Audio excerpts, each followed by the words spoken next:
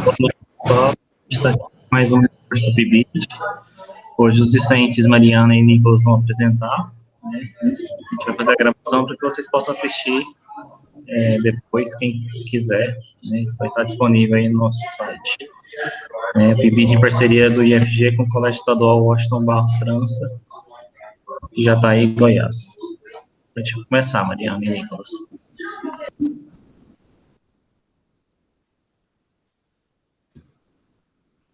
Boa noite a todos. Deu certo? Estão conseguindo visualizar aí? Sim. Certo. Boa noite, meu nome é Mariana. Eu e o meu colega Nicolas, hoje vamos falar um pouquinho sobre o que são os tsunamis. Bom, começar pela origem da palavra, né? O termo tsunami, ele vem do japonês tsu, que significa porto, e nami, onda. Então, o termo significa onda do porto. E o que é um tsunami? Um tsunami é uma série de ondas imensas que acontecem após alguns fenômenos, como um terremoto, por exemplo.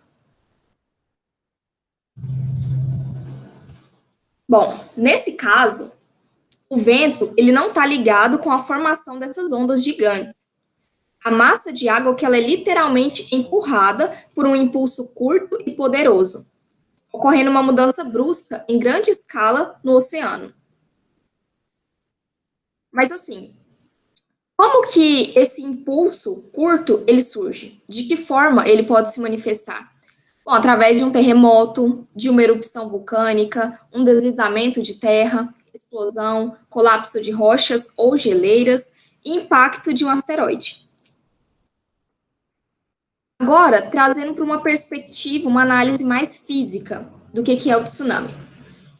Essas duas setas aqui, como vocês podem visualizar, ela está indicando para a gente o fundo do oceano, e essa parte em azul aqui seria o mar. Bom, a parte do fundo do mar, isso aqui ele está indicando para a gente quando acontece um terremoto ou um abalo sísmico. Então, a parte do fundo do mar, uma sobe e a outra desce, devido ao choque causado pelo terremoto. A partir daí, o oceano, ele começa a oscilar verticalmente, lançando uma série de ondas que estão indo em direção à costa. Mas vamos imaginar que tivesse um navio bem no epicentro desse terremoto ou desse abalo sísmico. O que ia acontecer?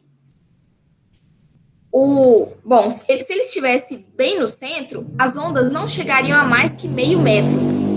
A gente já vai entender daqui a pouco o porquê disso. Sendo assim, a tripulação estará a salvo. Acontece que, vamos visualizar aqui, ó, essas três setinhas, que elas estão mostrando para a gente essa oscilação vertical. Que está acontecendo porque toda a água lá no fundo do mar, ela está agitada. O que vai de cima até, na superfície, até o solo do oceano. Bom, nas profundezas do oceano, tudo está tremendo. E uma enorme massa de água está correndo para a costa a uma velocidade de 400 a 880 km por hora. Mas o que faz o pessoal que estiver no navio não sentir a força dessas ondas e só sentir quando ela chega na costa? Acontece que a energia motriz de um tsunami, ao contrário de uma onda normal, agora observando essas duas setas que estão aqui acima do oceano, acima do mar, do nível do mar, está indicando para a gente que a energia motriz de um tsunami, ao contrário das ondas comuns, ela passa pela água. As ondas comuns, elas passam acima da água. Já a de tsunami passa pela água, o que faz com que 95% do ciclo de vida de um tsunami seja invisível a olho nu. Somente no final que ele vai vir à superfície. Agora vamos focar nessa imagem aqui, no canto inferior esquerdo, que está indicando para a gente como é que funciona uma onda. Temos o vale, que é a parte inferior, e a crista, que é a parte superior.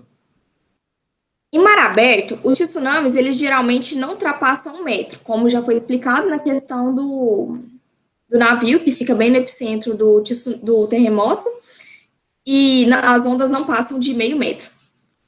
Então, no oceano, em mar aberto, em geral, ela não consegue ultrapassar 1 metro de altura.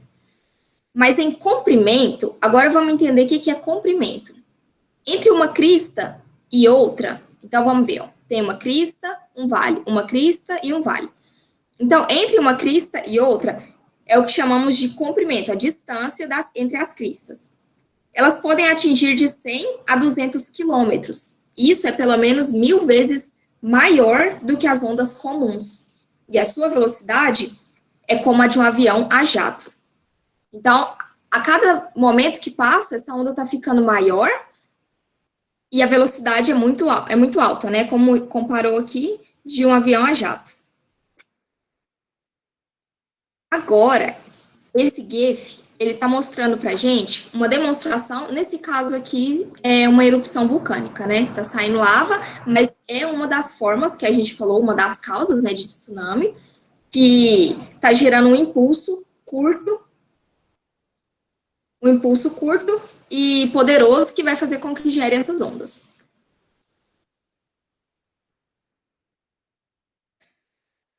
Outro detalhe importante é que na costa, parte da onda ela começa a desacelerar para 50 quilômetros por hora, o que faz com que o resto da massa d'água comece a subir devido ao congestionamento.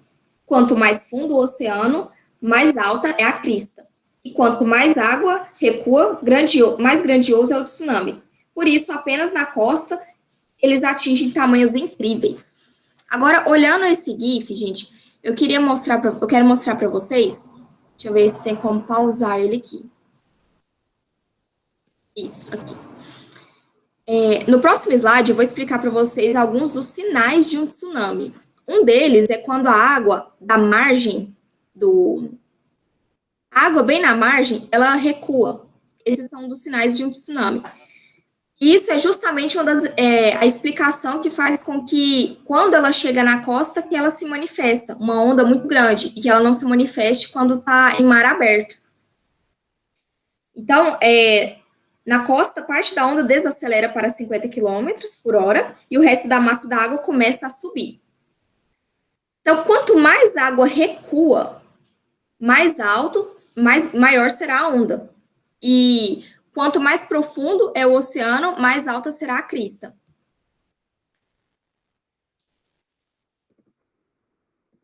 Agora, alguns sinais que indicam um tsunami. Sons altos vindos do oceano. Então, se a pessoa está lá na praia, e geralmente, principalmente numa região que é propícia a tsunamis, e ela ouve um estrondo muito alto, um barulho talvez ensurdecedor, é um sinal de um possível tsunami. O afastamento, como eu disse anteriormente, repentino da água da margem, é outro sinal. Uma parede de água que se forma bem no horizonte, outro sinal. Mudança também de comportamento dos animais, quando eles se agrupam, ou demonstram ansiedade, ou deixam a área. Então, e não somente de tsunami, nesse caso dos animais, é de qualquer tipo de desastre. E um último sinal que seria regiões onde costumam ter tsunami, são propícias, existem alertas de tsunami. Quando um alerta toca, as pessoas têm no máximo 20 minutos para deixar aquela área, porque no máximo em 20 minutos já vai atingir a costa. Aquela onda grande vai atingir a costa e aí vai levar tudo por onde ela passar. Agora, vamos a algumas curiosidades dos tsunamis. A primeira curiosidade que a gente tem aí é do maior tsunami. Como que esse fenômeno ocorreu? A gente chama de o maior não propriamente por ele ter sido o mais devastador, mas sim por extensão da onda mesmo, pelo tamanho dessa onda. Esse tsunami, como a gente pode já prever aí na ilustração da imagem, ele aconteceu no Alasca, né, em 1958, na Baía de Lituia.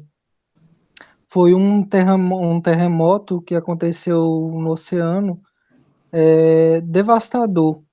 Ele foi, para a gente ter noção da intensidade desse terremoto, ele foi sentido numa área de aproximadamente 400 mil quilômetros quadrados.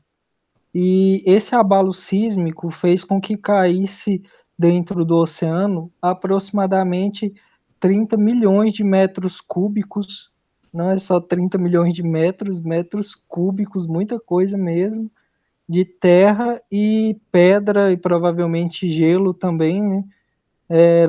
Que foram lançados dentro da água do mar. E o resultado de todo esse desastre foi uma ondinha de mais ou menos 524 metros de altura. Ou seja, uma onda enorme, porém, ainda assim, apesar do seu tamanho dessa onda, ela acabou não causando tanto desastre mortal, vamos dizer assim, porque era uma área não habitada por seres humanos, né? Mas o espaço ali onde ela destruiu foi muito grande devido ao seu tamanho e devido à intensidade do abalo sísmico também. A próxima curiosidade que a gente vai ver agora é sobre o mais mortal. Agora sim a gente está falando não tanto da altura dessa onda. A gente vai falar sobre, vamos dizer entre aspas, né, o prejuízo que essa onda trouxe tanto para a nossa raça quanto para o nosso meio no geral. Esse tsunami ficou bastante marcado na história. Se a gente vai fazer pesquisas sobre tsunamis no geral, é um dos primeiros que aparece, que é o tsunami que aconteceu no dia 26 de dezembro de 2004. Ele também foi causado por um terremoto na costa da Sumatra, na Indonésia. Para a gente ter uma ideia de quão forte foi esse abalo, ele chegou a ser estimado por volta de 9,3 na escala Richter. A gente tem uma escala de intensidade desses abalos sísmicos, né, desses tremores, e 9,3 é uma catástrofe muito grande. E ele durou mais ou menos uns 10 minutos, acontecendo no Oceano Índico. E esse evento causou aproximadamente 250 mil mortes. E só que não só em um país, porque ele atingiu toda a zona costeira ali da Indonésia, onde o oceano banhava, que dava mais ou menos uns 14 países. As ondas desse tsunami não eram tão grandes quanto esse que a gente viu do Alasca, que era aproximadamente 524 metros. Essa da Indonésia, bastou que tivesse apenas 30 metros só de altura para causar esse desastre todo. Então a gente imagina se uma onda de 524 metros atinge uma zona costeira e o estrago que ela não pode fazer, né? Que ela pode atingir aí no nosso planeta, no caso. A nossa próxima curiosidade é algo que a ciência meio que denomina como um tsunami do passado. O que foi esse tsunami do passado? Ele atingiu o Golfo do México há mais ou menos 65 milhões de anos atrás. Foi o tsunami causado pelo meteoro do evento que a gente denomina como Big Bang, né? Quando houve a queda do meteoro. E esse tsunami, ele causou a extinção dos dinossauros e estima-se que a onda que foi gerada por esse meteoro tenha chegado a aproximadamente 1 quilômetro de altura, ou seja, mais de 5 metros de altura, o que é bastante devastador e foi o suficiente para poder causar um estrago enorme no nosso planeta extinguindo uma raça inteira. Na nossa próxima curiosidade, a gente vai ver algo um pouco fora aí do contexto só de tsunami em si, algo que a gente chama de poder dos elefantes. O que exatamente é isso? Os cientistas, eles apontam que algumas espécies de animais, dentre elas os elefantes, sentem quando vai haver um terremoto ou ou alguma catástrofe, algum abalo sísmico, alguma coisa do tipo, pois no caso específico dos elefantes, eles sentem a propagação das ondas de choque no solo através dos pés. E isso acontece graças à estrutura nervosa deles, à cadeia nervosa que o animal possui. E quando eles sentem que vai haver isso, eles entram em estado de, vamos dizer assim, de alarme. Não de choque, mas de alarme, porque eles ficam preocupados e começam a procurar lugares mais seguros para eles se esconderem dessa possível catástrofe que pode vir a acontecer. E um fato bastante curioso que envolve isso e que me fez colocar essa curiosidade em específico no nosso curso de hoje é que o tsunami mais mortal da história, que foi o de 2004, na Sumatra, houve relatos de que alguns turistas se salvaram após perceber essa movimentação anormal dos elefantes, dos animais, talvez até no geral, mas em especial o que ficou relatado foi dos elefantes, porque é realmente uma reação que eles ficam em um estado de alarme muito preocupante. A gente percebe que a reação deles mudam, eles saem do hábito natural deles e ficam em estado de alerta. Na nossa próxima curiosidade, a gente vai ver algo um pouco incomum, né, que é um tsunami que a gente colocou aí como se fosse no Brasil, mas na realidade ele aconteceu em Lisboa, em Portugal. O Convento do Carmo, que é um dos pontos mais turísticos da cidade de Lisboa, é uma ruína, inclusive, há mais de 260 anos que ele está nesse estado. Aconteceu em 1755 um terremoto por volta das 9h30 da manhã do dia 1º de novembro de 1755. Então, naquela data, toda a população extremamente cristã e católica, no dia de Todos os Santos, estavam todos agrupados em igrejas, catedrais, celebrando essa data. E aí, por volta desse horário, aconteceu um tremor muito forte, aí todos entraram em estado de alarme. E esse tremor, ele aconteceu a quase 200 quilômetros da costa. Mas ainda assim, com essa distância toda, só o tremor foi suficiente para começar a causar desastres, como derrubamentos dos telhados, dos locais, desmoronamentos e tudo.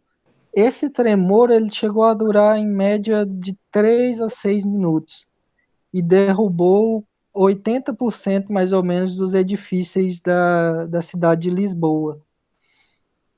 Esse fenômeno ele foi calculado na escala de Richter mais ou menos a 9,5, para a gente ter uma intensidade aí ainda maior. Houve uma incerteza entre 8,5 a 9,5, mas com certeza foi um fenômeno muito intenso e forte. E fatos curiosos que pode fazer com que a gente fique alarmado, não alarmado, mas que sirva de lição para a gente nesses momentos. Os sobreviventes, depois desse abalo, do tremor e tudo, começaram a procurar lugares abertos. E no caso da cidade em específico de Lisboa, havia a costa do Rio Tejo, que era um lugar bastante, um espaço bastante aberto, e todos se agruparam nesse lugar. Só que eles não esperavam que fosse acontecer um tsunami, esperavam que fosse apenas um terremoto ou coisa do tipo. E aí foi quando eles se assustaram, porque estando ali na margem, eles perceberam que vinha um barulho muito grande vindo das águas e, e o tremor continuava. E aí foi quando deslocou-se aproximadamente deslocou-se alguns milhões de metros cúbicos de água, que era bastante água. E aí essa água demorou em torno de 40 minutos para chegar no porto da cidade. E aí causou uma enorme devastação, porque ainda que eles corressem, mas ainda tinha bastante gente ali. E como a gente pode ver na imagem aí, o que a imagem consegue ilustrar, era um dia de celebração religiosa, né? Então nas igrejas e acho que até mesmo nas casas, as pessoas acendiam velas e tudo. E aí durante o tremor houve vários incêndios, inúmeros incêndios, e até onde a água, essa onda conseguiu alcançar, o incêndio foi apagado, mas no restante da cidade, a cidade permaneceu em chamas nas partes altas e acabou causando uma destruição enorme. A gente fala que esse tsunami ele foi também no Brasil, porque as ondas elas viajaram aproximadamente 800 quilômetros, a gente calcula 800 quilômetros por hora, e aí acabaram chegando até o nordeste do Brasil. E essas ondas que chegaram até o Brasil, obviamente, foram bem menores, né? Elas tinham aproximadamente de 1 a 6 metros, e isso só foi possível ser comprovado porque alguns pesquisadores conseguiram coletar amostras de mais de 22 praias do litoral brasileiro que continham elementos químicos que eram propriamente das profundezas do oceano, do mar. Então não tinha como elas estarem ali, terem chegado até ali, sem ter sido através de um fenômeno como esse. Na nossa próxima curiosidade, a gente vai ver algo que envolve uma coisa bastante interessante, que é a estrutura da Terra. Os cientistas estimam que o tsunami de 2004 fez uma coisa bastante peculiar, que foi a diminuição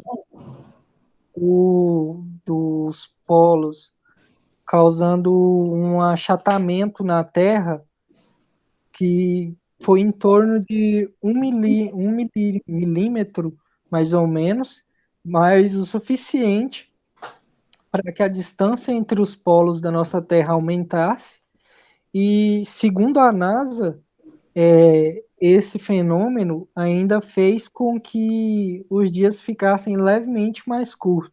Óbvio que não questão de horas ou grandes coisas notáveis, mas o dia acabou ficando levemente mais curto porque esse avanço sísmico acabou alterando na rotação da Terra. E aí acabou afetando na estrutura dela nesses dois aspectos aí, no achatamento dos polos, na aproximação dos polos e afetando a rotação dela. Há várias teorias da conspiração por trás, mas, no geral, esse é o aspecto mais interessante. E tsunami em Marte, que é uma coisa bastante curiosa, não tanto comprovada, mas ainda assim alguns cientistas pesquisaram e chegaram a conclusões de que alguns bilhões de anos atrás, o planeta vermelho que a gente chama, né, o Marte, ele foi azul também. Aproximadamente ali no norte de Marte, havia um grande oceano. Porém, há mais ou menos 3 bilhões de anos atrás, um asteroide de 30, não 300, 30 quilômetros de diâmetro caiu em Marte e causou dois enormes tsunamis que fizeram com que esse oceano, com que essa zona azul fosse devastada e consumida pelos detritos que apagaram, os detritos do asteroide que apagaram todo esse aspecto litorâneo do planeta, fazendo ele ficar todo avermelhado, como a gente percebe hoje. Na nossa próxima curiosidade, acabou, temos agora as dúvidas, né, Mariana? Isso. Aí tá aberto aí para tirar alguma dúvida. Se alguém quiser fazer algum comentário também.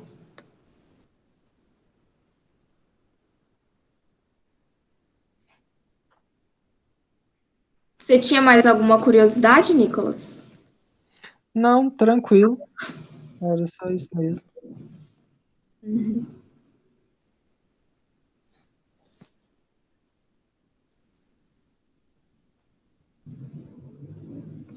Então, pessoal, esse foi o nosso trabalho. Obrigada pela presença de todos. Isso aí. Certinho, gente. Muito obrigado pela presença, por estarem aí. E até a próxima, né? Eu agradeço a presença de todos, parabéns, Mariana e Nicolas, pela apresentação. A gente vai disponibilizar esse vídeo lá no site, né, para vocês poderem assistir depois, compartilhar com os alunos. Você não fez a lista, né, Mariana? Fez. Então, mas a gente está, eu anotei aqui quem que participou, eu passo para a Sheila. Não tivemos alunos, né? E obrigado pela participação, Franciele. Pegou um pedacinho da nossa apresentação ainda. Seja bem-vinda. Vou parar a gravação para a gente poder encerrar, então. Tenham todos aí um bom final de semana, um bom restinho de sexta-feira.